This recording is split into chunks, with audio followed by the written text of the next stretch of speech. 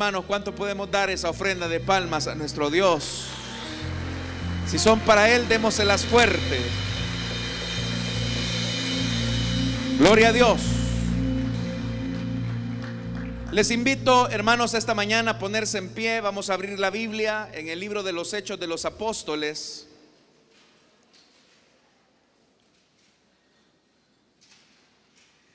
Hechos de los Apóstoles, capítulo número 6. Y vamos a leer a partir del versículo número 8 en adelante. Si lo tienen, dicen amén, hermanos. Hechos capítulo 6, versículo 8 en adelante. La palabra de Dios dice: Esteban, hombre lleno de la gracia y del poder de Dios, hacía grandes prodigios y señales milagrosas entre el pueblo. Con él se pusieron a discutir ciertos individuos de la sinagoga llamada de los Libertos, donde había judíos de Cirene y de Alejandría, de Cilicia y de la provincia de Asia. Como no podían hacer frente a la sabiduría ni al espíritu con que hablaba Esteban, instigaron a unos hombres a decir: hemos oído a Esteban blasfemar contra Moisés y contra Dios. Agitaron al pueblo, a los ancianos y a los maestros de la ley. Se apoderaron de Esteban y lo llevaron ante el consejo. Presentaron testigos falsos que declararon: este hombre no deja de hablar contra este lugar santo y contra la ley. Le hemos oído decir que ese Jesús de Nazaret destruirá este lugar y cambiará las tradiciones que nos dejó Moisés. Todos los que estaban sentados en el consejo fijaron la mirada en Esteban y vieron que su rostro se parecía al de un ángel. Amén. Hasta ahí dejamos la lectura, hermanos. Tengan la bondad de sentarse, por favor, esta mañana. Estimados hermanos y hermanas, en la vida nos vamos a tener que enfrentar en muchas circunstancias y momentos a personas hostiles a nosotros. La hostilidad de los seres humanos surge cuando la intolerancia se expresa por los desacuerdos y por la falta de capacidad que tenemos para ser pacientes con aquellos que difieren un poco de nuestro pensamiento. El pasaje que esta mañana hemos leído corresponde a la vida de lo que se conoce como el primer mártir de la iglesia. Estamos hablando de Esteban. Y en realidad no sabemos mucho acerca de la vida de Esteban, a excepción de que era un judío helenista o de la diáspora y que había llegado a abrazar la fe cristiana. Cuando digo que era un judío de la diáspora, estamos diciendo alguien que nació en Israel pero vivía fuera de Israel y que, como era costumbre, de vez en cuando viajaba hacia Jerusalén. El Evangelio, o más bien dicho, el libro de los Hechos de los Apóstoles, describe a Esteban como un hombre de fe, lleno del Espíritu Santo y conocido por su sabiduría. Esos tres elementos son los que le van a permitir a Esteban lidiar con personas hostiles hacia él, con personas incluso que se han vuelto agresivas hacia él. Es importante entonces que esta mañana consideremos si tenemos estas características para enfrentar la hostilidad y la agresividad que muchas veces tenemos que vivir en diferentes círculos sociales. Esa hostilidad, hermanos y hermanas, se puede enfrentar en el hogar, en el trabajo, aún dentro de la iglesia. La hostilidad puede llegar a ser un elemento que desanime a una persona. Al hablar acerca de Esteban, es increíble cómo también la Biblia lo describe como un hombre lleno de gracia y de poder. Es más, el versículo 8 dice: Esteban, hombre lleno de la gracia. La palabra que ahí se traduce como gracia habla, hermanos, de belleza, habla de ser agraciado. Es una persona que cuando usted hablaba con él, usted sentía mucha paz al tener una conversación con Esteban. Pero no solamente Esteban era una persona agraciada por su temperamento, por su carácter, sino que también dice la Biblia que lo acompañaba el poder de Dios. Y por medio de Esteban, Dios hacía prodigios y señales milagrosas. Pero todo esto, hermanos y hermanas, es el resultado que Esteban vivía en la dimensión de la gracia y en la dimensión del poder. Una de las cosas entonces que nos van a permitir enfrentar la hostilidad y la agresividad de las personas es cuando permitimos que el Espíritu Santo embellezca nuestro carácter. Las personas, hermanos, ponen un esmero por tratar la manera de cuidar los aspectos físicos, por tratar la manera de detener el envejecimiento y todas esas cosas. Yo no digo que sean malas, pero si las personas colocaran el mismo esfuerzo que ponen para cuidar de su cuerpo cuando van a hacer ejercicios a los gimnasios o practicar un deporte, si las personas colocaran el mismo esfuerzo, el mismo empeño por detener el aparecimiento de la vejez, así como se esmeraran por detener aquellos rasgos que son opuestos a la gracia del Espíritu, creo que la iglesia estaría llena de personas embellecidas. La belleza, hermanos y hermanas, a la que somos llamados como cristianos a desarrollar, no es la física, la externa, porque todos sabemos que esa tarde o temprano se va a deteriorar, tarde o temprano se va a acabar. La vida poco a poco nos va a comenzar a pasar la factura de nuestros años. Pero la belleza interior, aquella que la edad y el tiempo no pueden perjudicar, es la que los cristianos deberíamos de cultivar. De hecho, que el escritor del Nuevo Testamento, hablando hacia las hermanas, les dice: estimadas hermanas, que su atavío, que su vestimenta, que su apariencia física no sea tanto la de adornos sobre sus cabellos, de piedras preciosas, vestidos ostentosos, sino aquella belleza de la que estuvieron revestidas las mujeres de antaño, como Sara. Y note que Sara, estimados hermanos, era una mujer que había envejecido, pero en la medida en que iba envejeciendo, se iba embelleciendo. El llamado de Dios es para que también nosotros, en la medida en que vamos alcanzando la madurez cristiana, vayamos embelleciendo nuestro espíritu. A propósito, estimados hermanos y hermanas, el espejo en el que podemos contemplar la belleza de nuestro interior no es el espejo que cuelga sobre la pared de nuestra habitación o el espejo que cuelga en nuestra sala.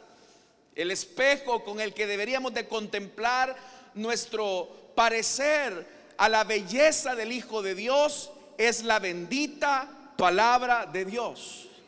Ese es el espejo con el que deberíamos de ver si estamos alcanzando la belleza que Dios desea. A eso se refiere la Escritura cuando dice a que alcancemos la estatura del varón perfecto, el cual es Cristo. Estimados hermanos y hermanas, yo no sé cómo usted se imagina a Jesús físicamente. La Biblia no nos da muchos detalles y el único registro que nos dan los profetas es que los hombres le vimos sin parecer. Seguramente Jesús era una persona que no superaba los 1,70 centímetros, 1,70 centímetros.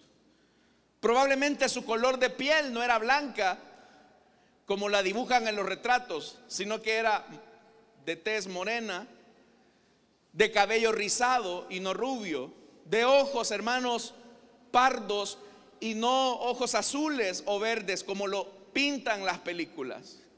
Y a simple vista uno podría decir que Jesús no tenía ningún parecer físico, pero la belleza de la que Jesús estaba revestido no era su cuerpo con el que se había encarnado, sino la belleza de su espíritu.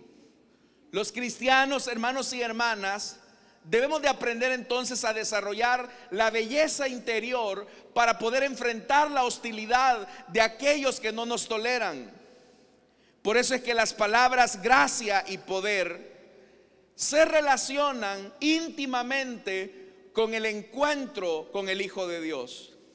Sabe que las personas, especialmente los matrimonios, cuando comienzan a convivir, llega un momento en que al pasar las décadas y las décadas, el uno y el otro se comienzan a parecer, de tal manera que ellos en alguna medida tienen una relación bastante cercana. Si el esposo es hostil, ella es hostil. Si el esposo es detallista, ella es detallista. Si ella es una persona enojada, él también es enojado. Es decir, ambos van construyendo la relación matrimonial. Pero eso, hermanos y hermanas, como les repito, se debe al acercamiento.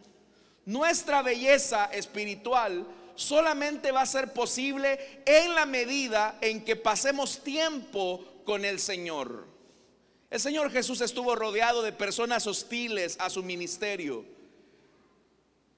pero a pesar de que estuvo rodeado de personas hostiles, el Evangelio de Lucas dice que Jesús iba creciendo en estatura, en sabiduría y en gracia, en belleza para con los hombres. Y es lo mismo que ahora se está diciendo de Esteban, un hombre lleno de gracia, un hombre lleno de poder. ¿Qué hacía Esteban con la belleza y con el poder? Hagámonos una pregunta a la inversa. ¿Qué hace un hombre o una mujer que saben que son bonitos o bonitas y que tienen poder? ¿Qué hace una mujer o un hombre que saben que son atractivos o atractivas y no solamente son atractivos o atractivas, sino que también tienen poder para hacer muchas cosas? Poder social, poder económico. ¿Se ha fijado, hermanos y hermanas, que cuando esa combinación se une en las personas se vuelve una fusión un tanto perversa? Por ejemplo, la mujer que es bonita y no ha conocido del Señor, hablo de la belleza física. En algunos casos se aprovechan de esa belleza para tratar la manera de conseguir algo en la vida. Utilizan su gracia y su belleza de una manera equivocada. ¿Qué ocurre cuando un hombre tiene poder económico, social, político, no se diga? Se aprovechan de las personas, tratan la manera de sacar lucro de ellas. Pero ¿qué ocurre cuando estamos llenos de la gracia y del poder de Dios? Y ese es el resultado del Espíritu Santo. Actuamos con misericordia frente al pueblo. Entonces, hermanos y hermanas, para poder enfrentar la hostilidad y la agresión de las personas, necesitamos estar llenos de gracia, de la belleza de Jesús. Jesús nunca levantó la mano, Jesús nunca alzó la voz, Jesús nunca humilló a nadie, Jesús nunca vio con menosprecio a aquellos que se burlaban de él. Él siempre los vio con ojos de misericordia, de compasión. Incluso en una ocasión, cuando vio a Jerusalén, dice la Biblia que Jesús tuvo compasión.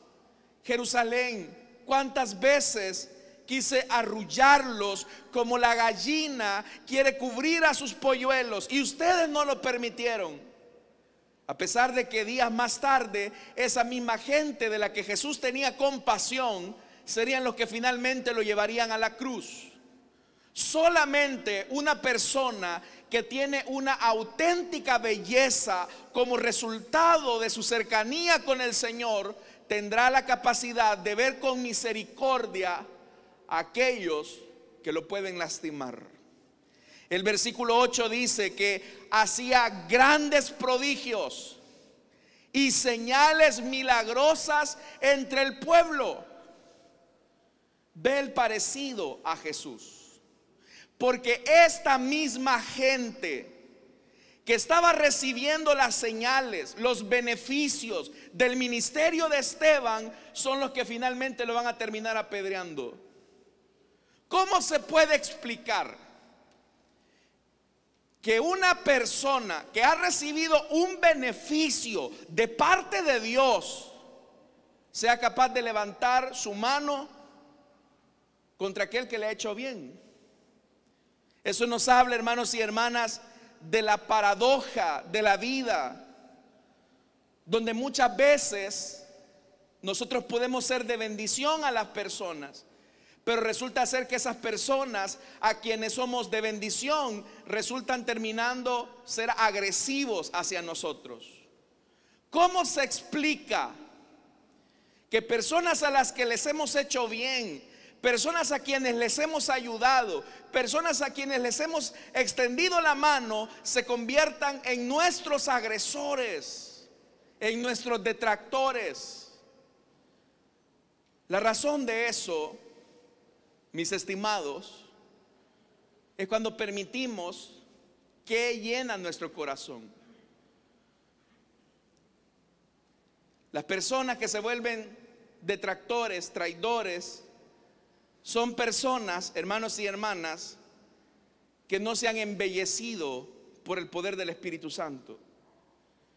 Pero ¿qué hacemos frente a la traición? ¿Qué hacemos frente a la hostilidad de alguien a quien hemos ayudado y al final nos va a terminar traicionando?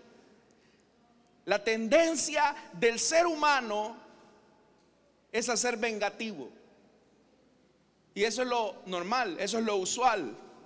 Ay, hermano, si usted supiera las que me han hecho, yo por esa razón, yo no puedo hacer esto. Yo soy una persona totalmente desconfiado o desconfiada. Es normal tu desconfianza, especialmente cuando te han lastimado muchas veces, especialmente cuando te han pisoteado, especialmente cuando te han traicionado. Es normal que te sientas humanamente hablando así. Pero no es normal si has conocido al Cristo de la gloria. Porque el Cristo de la gloria, aún de aquellos que eran sus verdugos, que lo estaban clavando en la cruz, que lo estaban latigando, que le pusieron una corona de espinas, Jesús tuvo el valor, la gallardía, la hombría de decirle al Padre: Padre, perdónalos. ¿Por qué? Porque no saben lo que hacen. Eso habla de la belleza de Jesús. ¿Sabes algo? El rencor, la venganza, el resentimiento te vuelven la persona más horrible de este mundo. La persona que se vuelve hiriente, vengativa, es una persona que no solamente desfigura su rostro físico, sino que desfigura su alma y le envenena al punto de convertirse en un cáncer viviente. Por eso, estimados hermanos y hermanas, ¿qué hizo Esteban con la belleza que había alcanzado por haber conocido a Jesús? La puso en beneficio de los demás y la puso en beneficio de aquellos que lo iban a terminar apedreando. Dice el versículo 9, otra característica para poder enfrentar la hostilidad y la agresividad. Verso 9: con él se pusieron a discutir ciertos individuos de la sinagoga llamada de los libertos, donde había judíos de Cirene y de Alejandría, de Cilicia y de la provincia de Asia. La oposición hacia Esteban no va hacia los milagros que Esteban hacía, sino a lo que Esteban predicaba. ¿Sabe que esto es bien interesante? Hay personas que no muestran su agresividad si eso no compromete sus ideas. Hay gente que no muestra su agresividad siempre y cuando eso no comprometa sus ideas. Hay personas, como en el caso del relato que estamos leyendo, que ellos dicen: no, si yo sé que mi Dios bendice, yo sé que el Señor es todo para mí, no, yo sé que el Señor puede hacer el milagro, yo sé que el Señor puede bendecirme, yo sé que el Señor puede prosperarme. Y todo eso es cierto. Todo eso nosotros lo queremos. Pero cuando se nos llama a reconocer el señorío de Cristo, a negarnos a nosotros mismos, a no vivir la vida como nosotros queremos, sino como Dios manda en su palabra, es cuando nos ponemos a discutir y a altercar con el Espíritu Santo. Sí, yo estoy dispuesto a que el Espíritu me bendiga, me prospere, me sane, pero no estoy dispuesto a hacer lo que el Espíritu me está pidiendo, aun cuando yo sé que esa es su voluntad. Esta gente no tenía problemas con las sanidades que Esteban hacía, con los milagros que recibían del ministerio de Esteban. Ellos no tenían problema, pero sí tenían problema con el hecho que Esteban decía que Jesucristo era el Señor. Ellos tenían problema con reconocer que el Señor debía de ser el todo en sus vidas. ¿Cuántas personas no hay, estimados hermanos y hermanas, que van a campañas evangelizadoras y dicen: bueno, viene el evangelista fulano de tal, y dicen que su ministerio se destaca por las sanidades, por las bendiciones, por los milagros, así que vamos a recibir una sanidad, un milagro? Y la gente abarrota los escenarios deportivos con tal de recibir un milagro. Pero cuando ese predicador les dice que no basta solamente con querer recibir los beneficios de la cruz, sino que tenemos que llevar nuestra propia cruz, es cuando el mensaje deja de ser atractivo. Hay muchas personas que quieren recibir los beneficios de Dios, pero no quieren comprometerse con ese Dios. Hay muchas personas que quieren vidas restauradas, que quieren sanidad, que quieren provisión de parte de Dios, pero no quieren tener ningún compromiso con ese Dios. Les aseguro que hay muchas personas con quienes ustedes se han encontrado que les han dicho: hermano, ore por mí para que mi matrimonio sea restaurado, ore por mí para que mi familia sea cambiada, ore por mí para que me salga el empleo. Y uno les puede decir: está bien, yo voy a orar por ti. Pero lo más fundamental de la vida, ¿tu vida ya es del Señor? ¿O eres como aquellos que simplemente van tras los beneficios del Señor? ¿Cómo le llamamos a una persona que solamente va detrás de los beneficios que le puede dar a alguien? ¿Cómo lo llamaría usted? ¿Cómo llamaría usted a una persona que solamente quiere ser su amigo por lo que le da? ¿Cómo lo llamaría? Usted lo está diciendo. Las personas que solamente siguen al Señor por lo que reciben, por las bendiciones que Él otorga, sin comprometerse con el señorío de Cristo, nos vuelve en personas mezquinas e interesadas. Eso es lo que estaba pasando con esta gente de las sinagogas.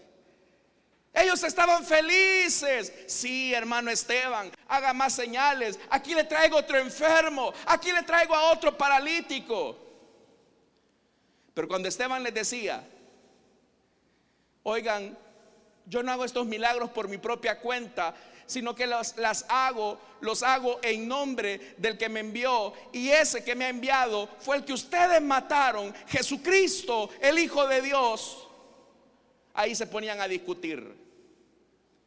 Esa gente, hermanos, que le dice a usted: ore por mí para que Dios me sane, ore por mí para que Dios me provea empleo, ore por mí para que Dios sane a mi hijo. Cuando usted le dice: está bien, hermano, amigo, ¿y por qué no vamos mañana a la iglesia? Ah, no, es que mañana es el partido, tengo que ir a jugar. Quieren los beneficios de Dios, pero no quieren tener compromiso con Dios. Y eso hace que esas personas, que cuando Dios no les da lo que ellos quieren, se enojan, se encaprichan. Por eso dice el versículo 10: ¿qué necesita usted para enfrentar la hostilidad de personas agresivas? Verso 10: como no podían hacer frente a la sabiduría, número 1, ni al espíritu con que hablaba Esteban, número 2, vea lo que hicieron ellos: instigaron a unos hombres a decir: hemos oído a Esteban blasfemar contra Moisés y contra Dios. ¿Qué se necesita para poder responder a la hostilidad? Ser sabio. Hay personas que son agresivas, hostiles, violentas. ¿Qué se necesita para enfrentar la hostilidad y la agresión de alguien que no es tolerante a nuestro compromiso con Dios? Se necesita ser sabio. ¿Y qué es la sabiduría? La sabiduría es la capacidad para discernir lo bueno y lo malo y aplicar la voluntad de Dios para cada vida, para cada momento de la vida más bien. La inteligencia es la capacidad que el hombre tiene para aprender conocimiento, pero la sabiduría es la capacidad que Dios nos ha dado para aplicar su voluntad.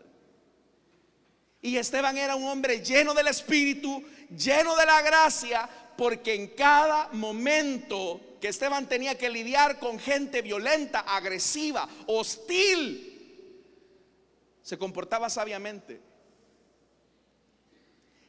Una de las características que debería de identificar a los cristianos es el principio de la sabiduría. La sabiduría no se aprende, hermanos, leyendo un libro. La sabiduría no se aprende yendo a un curso universitario. Ahí se aprende inteligencia. Con inteligencia algún tipo de conocimiento se puede aprender. Pero la Biblia dice algo: el principio de la sabiduría, el origen de la sabiduría. ¿Qué es, hermanos? Es el temor al Señor. ¿Usted quiere ser sabio con ese compañero de trabajo que le anda poniendo el dedo con su jefe? ¿Usted quiere ser sabio en esa relación hostil que tiene en su matrimonio? ¿Usted quiere ser sabia con esos hijos rebeldes que viven bajo su techo? Usted necesita la sabiduría, y esa sabiduría no es la sabiduría de los hombres, es la sabiduría que proviene de nuestro Dios. Amén, hermanos.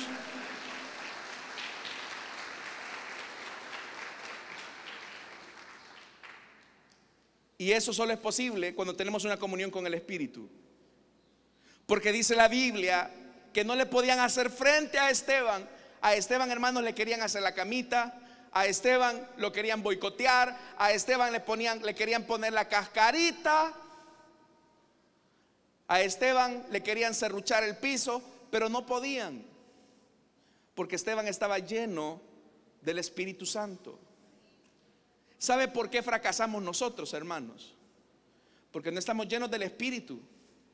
Estamos llenos de nuestros prejuicios, estamos llenos de nuestro machismo, estamos llenos de nuestro feminismo, de muchas cosas menos del Espíritu. Por eso Jesús lo dijo claramente. En Esteban se ve claramente reflejada la promesa que Jesús les dijo a sus discípulos. Cuando ustedes estén frente a sus enemigos, les dijo Jesús, no se preocupen qué dirán, porque el Espíritu les dará qué van a decir en cada momento. Hay gente que esto lo toma como excusa para no prepararse. No ese es el sentido del pasaje. El sentido del pasaje es que si yo tengo comunión con el Espíritu, sé cómo me voy a comportar en cada situación de la vida. Por eso, hermanos y hermanas, Esteban era un hombre sabio, lleno del poder de Dios. Pero vea lo que dice el versículo 11. Instigaron a unos hombres ociosos, necios, vendidos, a decir, esto se parece mucho a lo que a Jesús le pasó. Hemos oído a Esteban blasfemar contra Moisés y contra Dios. Es interesante cómo ellos mencionan primero a Moisés antes que a Dios. Para ellos era más importante su religión, la religión judía. Dios quedaba en segundo plano. Pero ellos dicen, hemos oído que Esteban blasfema contra Moisés y contra Dios. ¿Qué hace usted cuando una persona dice cosas de usted que no son ciertas? ¿Qué hace usted cuando le llega el rumor que una persona a la que ha bendecido, a la que ha ayudado, lo comienza a triturar y a hacer polvo con sus comentarios? Ese desgraciado me lo va a ver. Si yo le doy de comer, yo le conseguí el puesto que tiene, y cómo me muerde la mano que le da de comer. Bien, en primer lugar, ubíquese. Usted solamente fue el medio para que Dios bendijera a esta persona.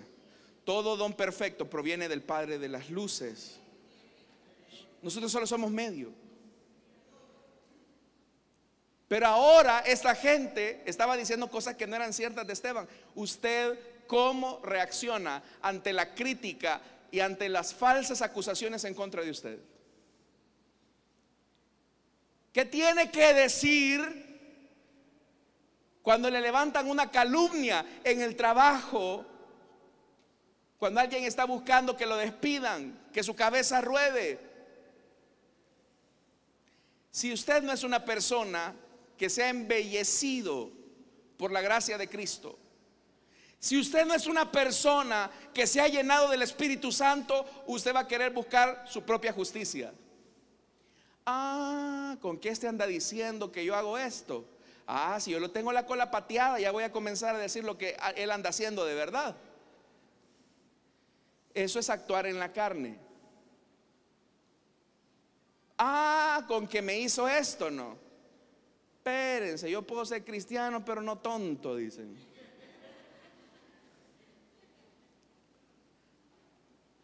Así hablan los carnales.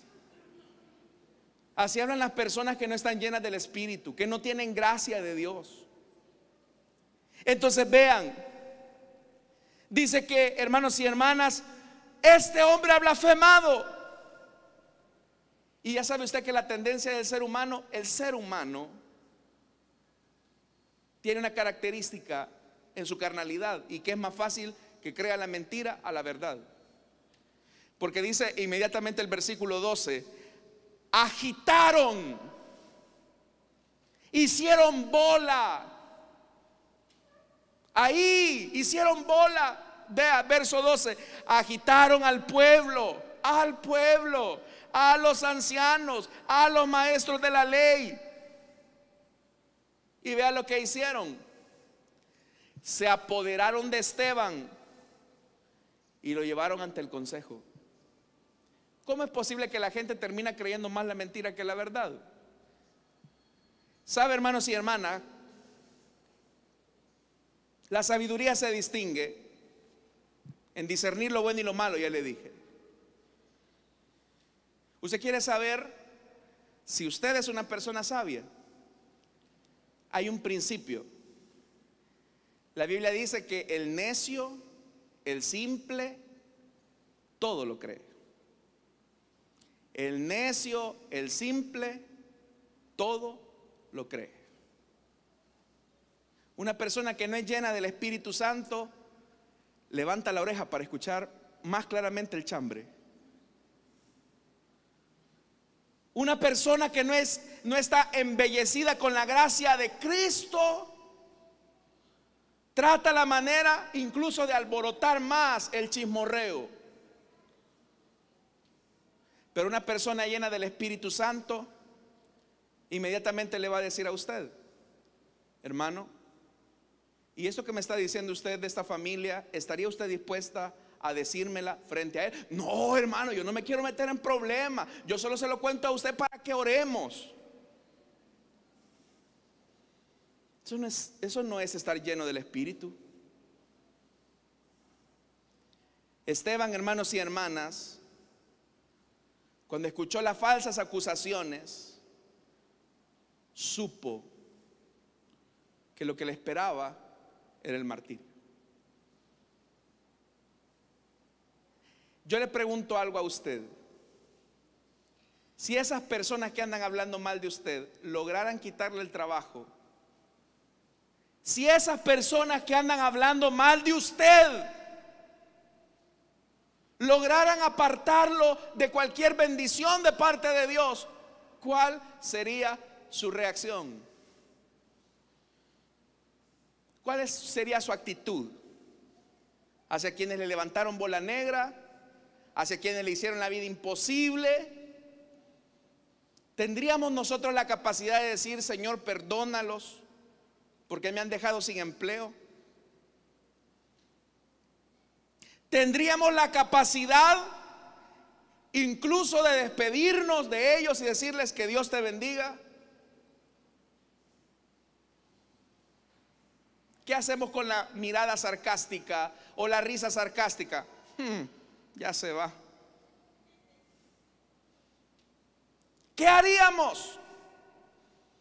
Porque Esteban está siendo llevado como cordero frente a quienes asesinaron al Señor hace un tiempo atrás.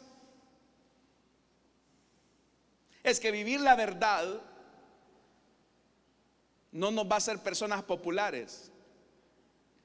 ¿Sabe, hermanos y hermanas? Hay gente que en algunas ocasiones dice: hermano, eso que está diciendo, eso que usted está diciendo, hermano, no es tan popular. Y yo les digo: para eso tienen a los payasos. Los payasos siempre caen bien en todo lado. Pero vivir la verdad del Evangelio, hermanos y hermanas, en ocasiones nos va a conducir a pasar malos ratos. En ocasiones habrá gente a quien usted le habrá ayudado y esa gente se va a volver en su peor enemigo. ¿Cómo va a actuar? ¿Lleno de ira, de resentimiento, de amargura? ¿O va a permitir que la gracia del Espíritu Santo lo embellezca al punto que usted pueda decir: Padre, perdónalos porque no saben lo que hacen? Tendríamos incluso la capacidad de ir a buscar a quien nos traicionó, como Jesús lo hizo con Pedro, para verlo a los ojos y decirle: hey, me dañaste, me traicionaste, me lastimaste, pero yo no tengo nada en contra de ti. Sabe, hermanos y hermanas, hay gente que vive con tanta amargura, con tanto resentimiento en su corazón, que no se da cuenta que toda la hostilidad que le hicieron a él o a ella injustificadamente, al acumular el resentimiento, el odio y la amargura, los conlleva a volverse en personas hostiles hacia otros. Pero Esteban no hizo eso. Dice el versículo 12 que se apoderaron de Esteban y lo llevaron ante el consejo. Vea esto, versos 13 y 14. Presentaron testigos falsos que declararon: este hombre. Ni siquiera se refieren a él con el nombre Esteban, sino que dicen: este es un pronombre, pero es un pronombre despectivo, porque usted llama este carro, este micrófono, este atril, usted llama este a las cosas, o esta perra, esta gata, incluso hasta los animales. Vea con qué desprecio, con qué insulto presentaron testigos falsos que declararon: este que ni siquiera se debe de nombrar, este que ni siquiera mi boca puede pronunciar su nombre, no deja de hablar contra este lugar santo y contra la ley. Eso era mentira. Le hemos oído decir, oiga esto, que ese Jesús de Nazaret, se están refiriendo con el pronombre, con un pronombre despectivo: ese, este, aquel. A propósito, ¿y usted cómo se refiere de aquellas personas que le han sido hostil a usted? ¿Cómo reacciona cuando hay personas que le han tratado hostilmente? Este fulano. Pero vea, el verso 14 dice: le hemos oído decir que ese Jesús de Nazaret destruirá este lugar y cambiará las tradiciones que nos dejó Moisés. Ese pronombre este expresa el desprecio que tienen hacia Jesús y hacia Esteban. Amados hermanos, nuevamente volvemos al punto. Los seres humanos están bien con recibir el sol que brilla sobre sus cabezas cada día. El ser humano está contento con el oxígeno que respiran sus pulmones. El ser humano está satisfecho con la salud que les permite trabajar y conseguir dinero para sustentar a sus familias o para prosperar. El ser humano está feliz y agradecido con todos los beneficios que se tengan de Dios. Pero es lo que yo le dije: cuando se llega al punto en que nuestra vida debe de comprometerse con la causa del evangelio y con el señorío de Cristo, es cuando se pone a prueba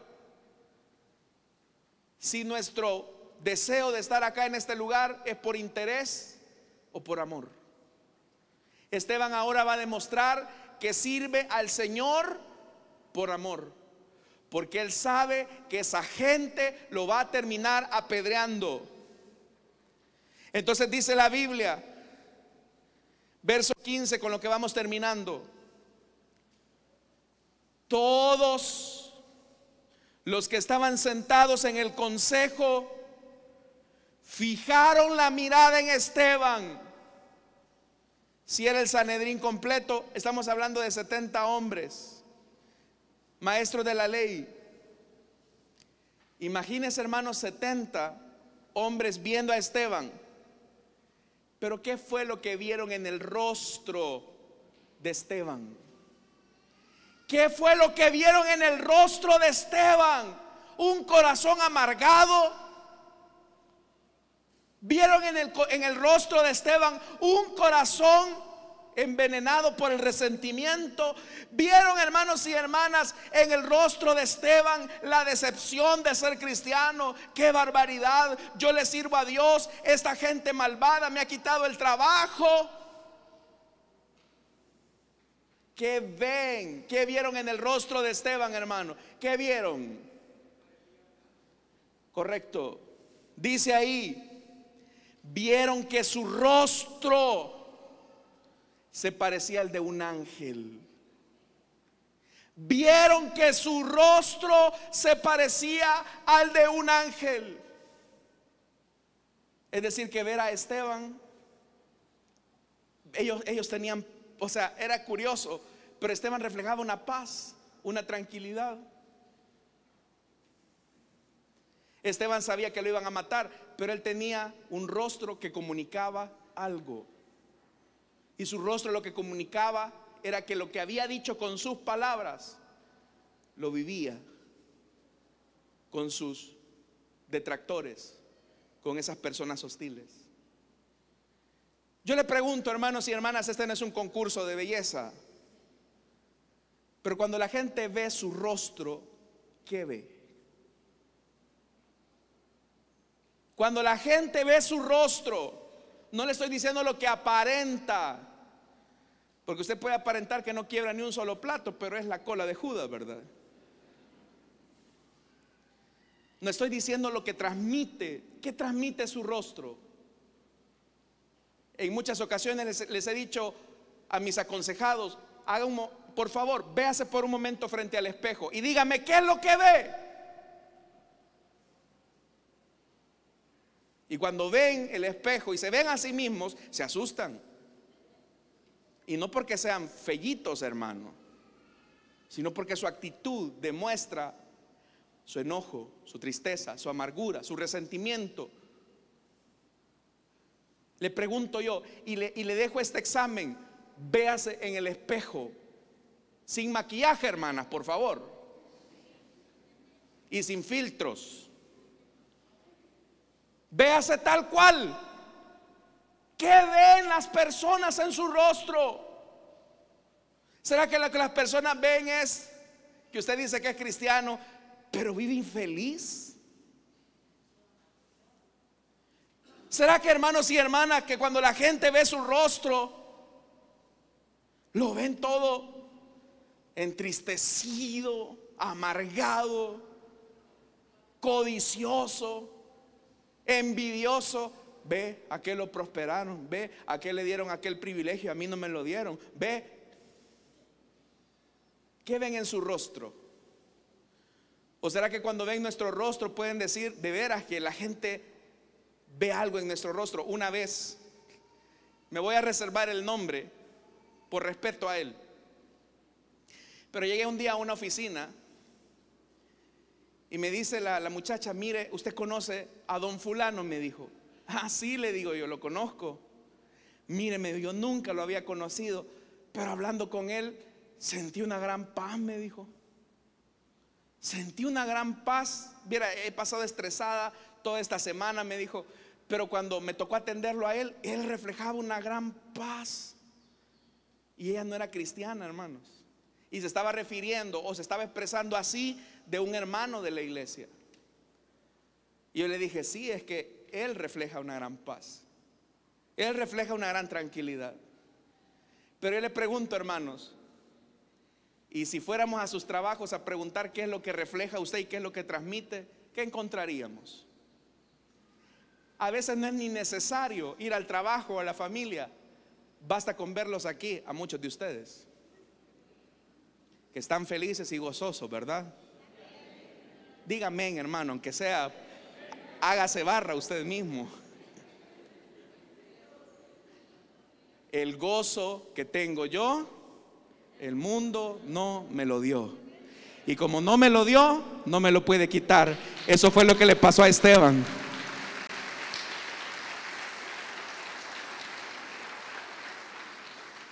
¿Qué no hicieron a Esteban?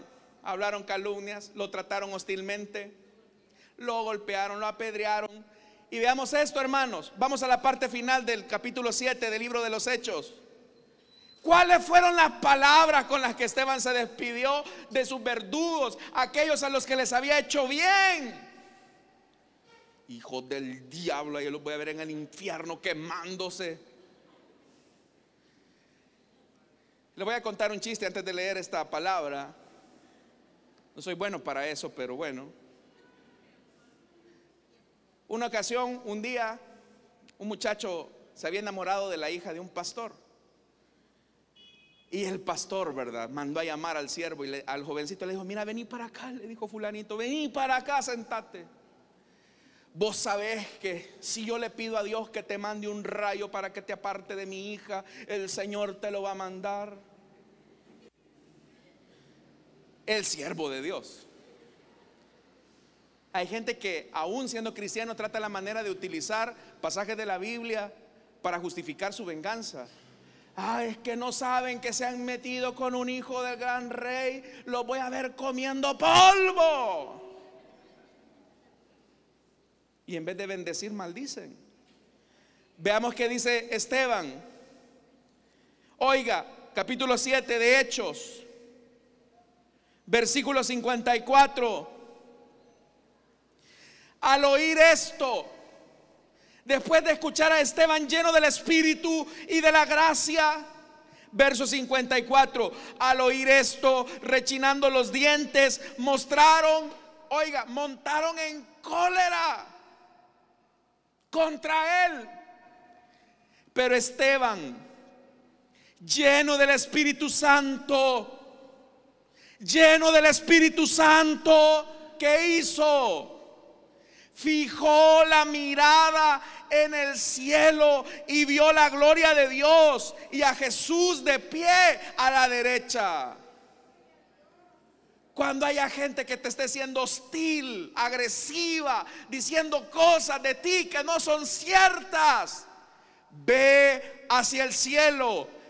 Ve al Señor que gobierna todas las cosas y que le hace justicia al oprimido.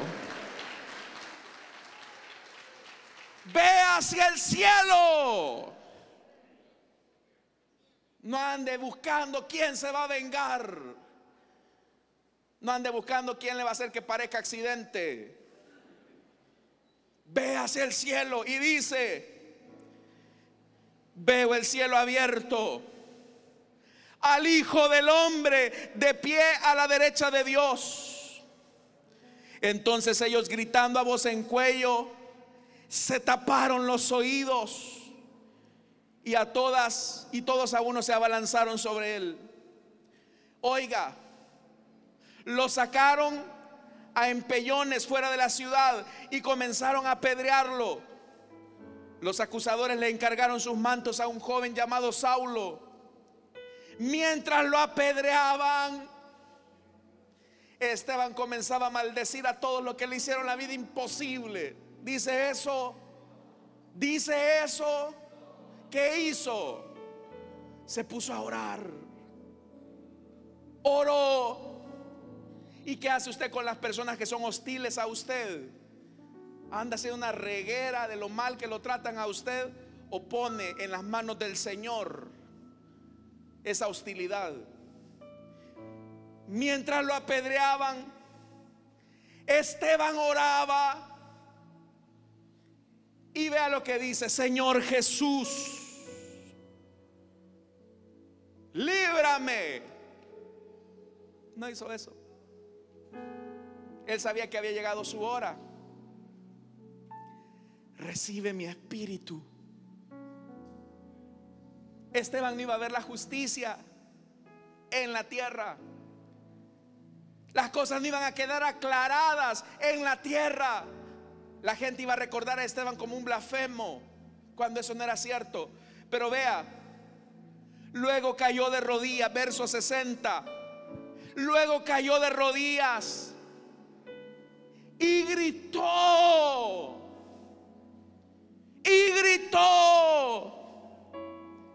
Señor, no les tomes en cuenta este pecado.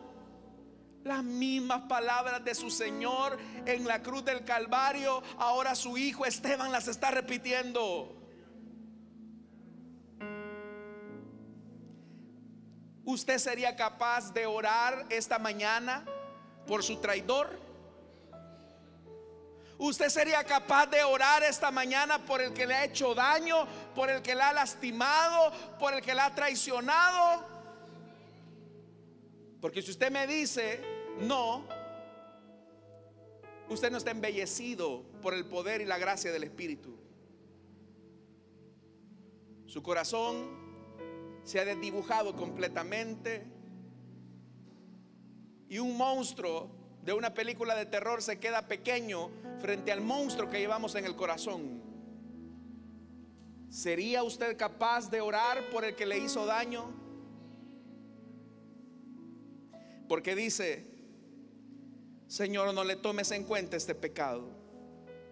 Y cuando hubo dicho esto, ¿Qué pasó?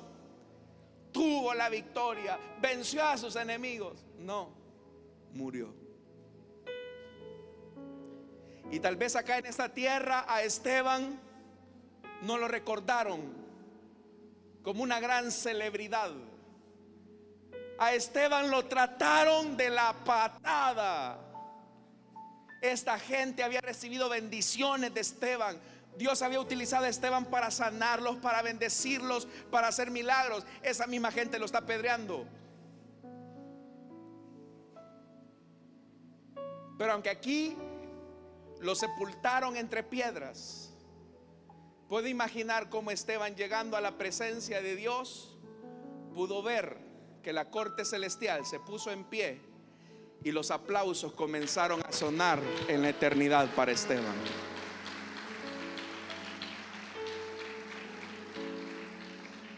Mi estimado, que la historia de tus relaciones te recuerden no como una persona vengativa, sino como una persona embellecida por la gracia y el Espíritu de Dios. El que tenga oídos para oír, que oiga lo que el Señor nos ha dicho esta mañana.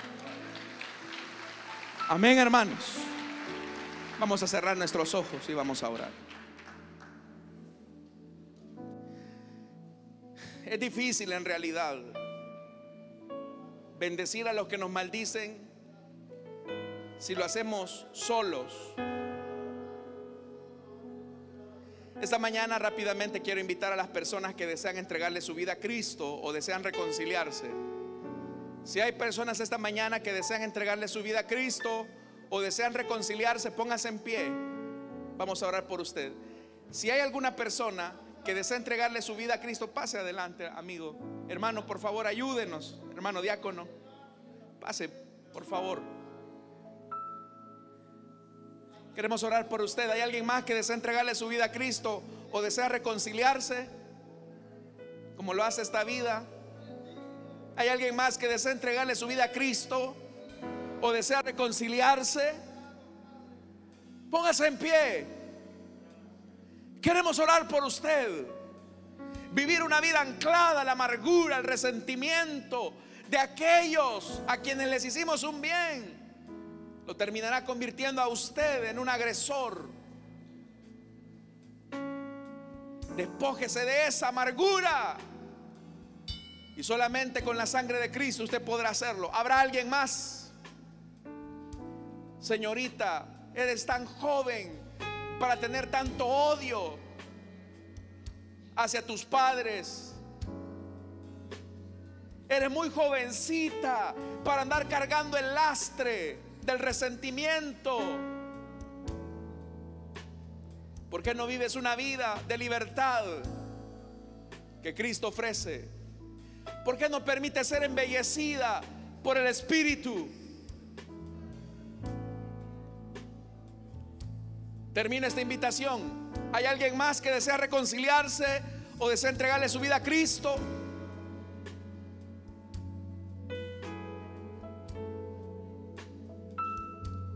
Ok, vamos a orar por esta vida. Estimados hermanos, oigan lo que les voy a decir esta mañana. Viene de parte del corazón de Dios. Quiero que por favor escuchen, hermanos. Esto viene de parte del corazón de Dios.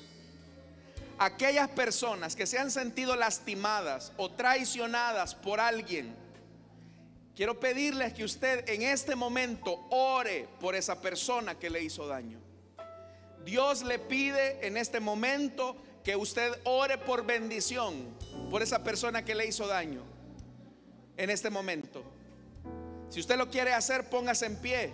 Si usted quiere orar por aquellos que le han maldecido, póngase en pie. Vamos a hacer este ejercicio de parte del corazón de Dios. Usted va a comenzar a orar esta mañana por aquellos que le hicieron daño, por aquellos que lo vieron de menos, por aquellos que le hicieron mal. Así como Esteban. Comience a levantar sus manos al cielo y dígale: Padre que estás en los cielos, esta mañana yo comienzo a orar por esa persona que me hizo daño. Señor, Yo te pido que tú te reveles. Yo te pido, Señor amado, que tú lo alcances con tu evangelio. Yo te pido, Señor amado, que le concedas la libertad. Oro para que lo bendigas. Oro, Señor, para que lo prosperes. Oro, Señor amado, para que bendiga a su familia, sus hijos, sus negocios, su trabajo. Bendícelo. Bendice a ese gerente que me quitó el empleo. Bendice a esos compañeros de trabajo que me hicieron la vida imposible. Bendice a esa familia que me ha lastimado. Bendícelos, bendícelos, bendícelos, bendícelos, Señor. No tomes en cuenta su pecado. No tomes en cuenta su pecado. No tomes en cuenta su pecado. Esta mañana me quito la amargura, el resentimiento. Esta mañana yo me quito el odio. Esta mañana yo perdono a mi papá. Esta mañana yo perdono a mi mamá. Esta mañana yo perdono a mis hijos. Esta mañana yo perdono a mi esposo, a mi esposa. Y me quito, Señor, la carga. Oramos por esta vida, Señor. Perdónalo, límpialo, santifícalo y dale vida nueva. En Cristo Jesús, Señor nuestro. Amén y amén. Démosle la mayor ofrenda de palmas a nuestro Dios, hermanos. Fuertes esas ofrendas de palmas para nuestro Dios. Gloria a Dios. Pueden sentarse, mis amados. Vamos a orar en esta ocasión.